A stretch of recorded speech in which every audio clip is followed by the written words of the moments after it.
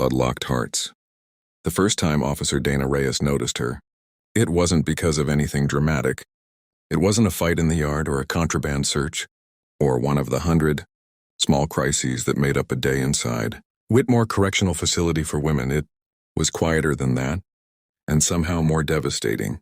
Inmate Sasha Morel was sitting alone in the corner of the library during free hour, pressing her fingertips against the pages of a book she wasn't reading, her eyes fixed somewhere far beyond the concrete walls, beyond the barbed wire, beyond everything that had become her world for the past 3 years.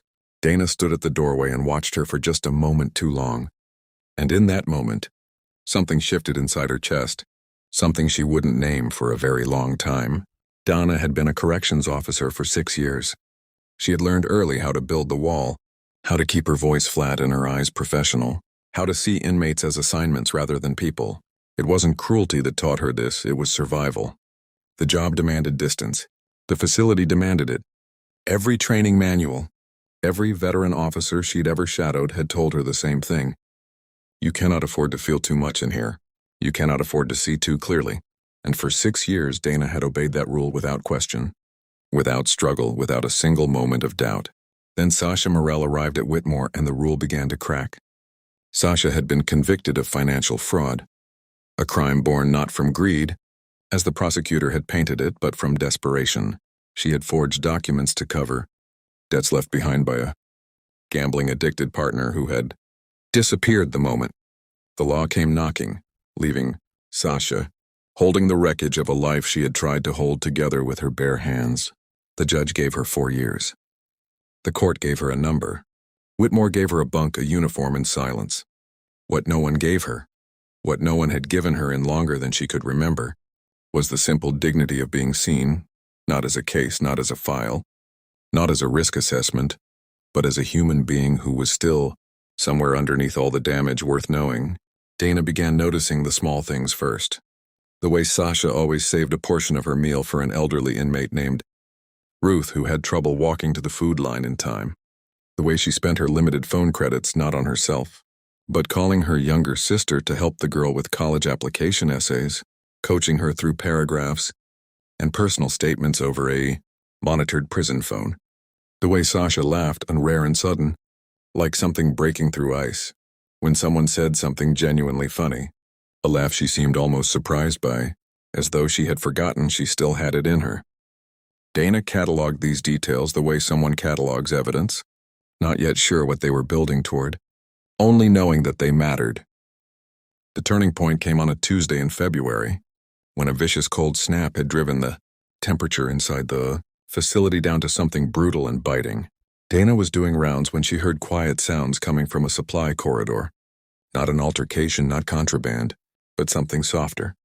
She turned the corner to find Sasha crouched on the floor, her back against the cold wall, her face buried in her hands, her shoulders shaking with the kind of crying that has been held in so long it comes out almost silently, almost without shape. Dana should have kept walking. Every protocol she had ever learned told her to keep walking. Instead, she stopped. She stood there in the dim corridor, and she said nothing for a long moment. And then she sat down on the floor beside Sasha, just a few inches away, close enough for her presence to mean something. She didn't touch her. She didn't speak. She simply stayed, and that staying, that small, radical act of not walking away, that was the beginning of everything. They began talking during library hours. When Dana was assigned to supervise, the space in the room was quiet, enough that words could exist between two people without the whole world hearing them. It started carefully, professionally, Dana asking about the book Sasha was reading, Sasha answering in the clipped, guarded way of someone who had learned not to trust kindness. But gradually, over weeks that stretched into months, the guardedness softened. Sasha began to speak in full sentences, then in paragraphs, then in the unguarded rush of someone who had been silent for so long that honesty came out like a flood. Once it found an opening, she talked about her sister, about her childhood in a small coastal town where the horizon felt infinite and the world felt full of possibility, about the relationship that had quietly dismantled her, about the shame that had settled into her bones like cold, about who she had been before all of this and who she feared she could no longer be. Dana listened with the full force of her attention, and in doing so gave Sasha something more restorative than any program or policy the facility offered. She gave her back the experience of mattering. What Dana did not say, what she could not say, was that she was falling. It happened the way real things happen, not in a single electric moment, but in accumulation, in the slow gathering of 100 quiet revelations. It happened in the way Sasha's voice changed when she talked about her sister, going soft and fierce at once with a love that had survived everything thrown at it. It happened in the way Sasha listened with her whole body, leaning forward slightly as though the words being spoken were something she wanted to hold carefully. It happened in the way Dana found herself thinking about those library hours during the long stretches of her shift when she was nowhere near the library. The way Sasha's laughter had started to feel like something she wanted to collect and keep. Dana knew what this was. She knew exactly what it was. And she knew with equal, devastating clarity that it was forbidden, not by her own heart, which had made its position plainly known, but by every rule and law and professional boundary that governed the space they both existed in. The crisis came in autumn. A senior officer, watching Dana too closely during a library supervision shift, filed a report suggesting inappropriate familiarity between Officer Reyes and inmate Morel. The report was vague, but damning not in what it proved, but in what it implied. Dana was called into the warden's office and told, in language that left no room for interpretation, that she was being reassigned to a different block, effective immediately. Sasha was informed that her library privileges were under review. In a single administrative morning, the small world they had built in the margins of an impossible situation was dismantled. Dana drove home that night and sat in her car in her dark driveway for 40 minutes, unable to move, feeling the specific grief of losing something she had never been allowed to name. She thought about Sasha alone in her bunk, likely having already heard, through the facility's invisible but flawless rumor network, what had happened. She thought about Sasha's face the first time Dana had sat down beside her in that cold corridor. The shock of it, the fragile hope of it.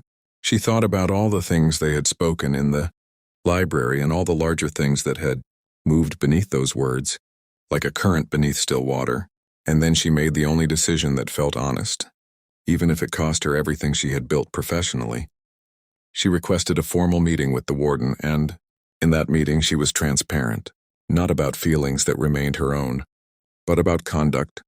She stated clearly that her interactions with inmate Morel had been within professional boundaries, that she had provided no special treatment, that she had violated no policy. She asked that Sasha's library access be restored. The warden, to her credit, reviewed the security footage, found nothing actionable, and restored the privileges, while keeping Dana's reassignment in place. What Dana left behind in that library was not just a person she cared for. She left behind a version of herself that had been quietly rebuilt.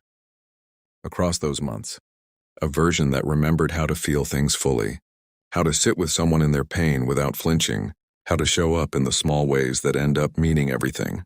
She carried that version with her into her reassignment, into her days, into a future she was now building with different eyes. Sasha was released 8 months later, having served her full sentence with early consideration for behavioral conduct. The day she walked out of Whitmore, she stood on the sidewalk, outside the facility's front entrance, and breathed in air that didn't belong to anyone, that had no rules attached to it. And she felt the terrifying, extraordinary weight of being free. She had been given a phone number, written on the back of a library receipt, slipped beneath a book on Sasha's reading table during a final library supervision by an officer who technically no longer supervised that block but had requested a brief facilities errand that routed her past the library door. The note said nothing except a number and 2 words, "When ready." It took Sasha 6 weeks. 6 weeks of rebuilding the architecture of a normal life, finding a room to rent, reconnecting with her sister, walking through grocery stores, with the stunned wonder of someone relearning what choice feels like. 6 weeks of thinking about those library hours, about a woman who had sat down beside her on a cold floor and stayed. 6 weeks of understanding slowly and then all at once that she had been loved carefully, quietly and completely within the only parameters that love had been permitted to take in that place and time. She called the number on a Sunday morning in May, when the light was the kind of golden that makes the world look like it's trying to tell you something. Dana answered on the second ring, as though she had been waiting in exactly the right way. Not desperately, but steadily, the way someone waits when they are sure enough in themselves not to need the answer to be anything other than what it is. They met for coffee, then for a walk along the waterfront, then for all the ordinary, extraordinary meetings that follow when two people decide to see each other fully, without walls, without roles, without the enforced distance of a world that had tried to make their connection impossible. It was not simple. It was not without its complications and conversations and moments of navigating a history that bore the unusual weight of where they had found each other. But it was real. And in a world that had tried, in every institutional way it knew, to reduce Sasha Morel to a number and Dana Reyes to a function, real was the most radical thing they could offer each other.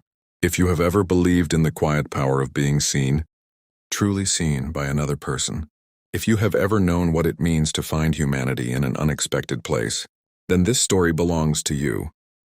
Please like this video and share it with someone who needs to be reminded that connection finds its way through the most unlikely walls. Drop a comment below and tell us, have you ever experienced a connection that the world told you was impossible? We read every single one. Some walls are made of concrete and wire. Some are made of rules and fear, and the quiet learned habit of not feeling too much. But love, when it is patient and honest and brave enough to simply stay, has a way of finding the cracks in all of them. Sasha and Dana never forgot where they began. They wore it not as a shame, but as a proof that even in the hardest places, in the narrowest margins of what is permitted, the human heart continues, stubbornly and beautifully, to reach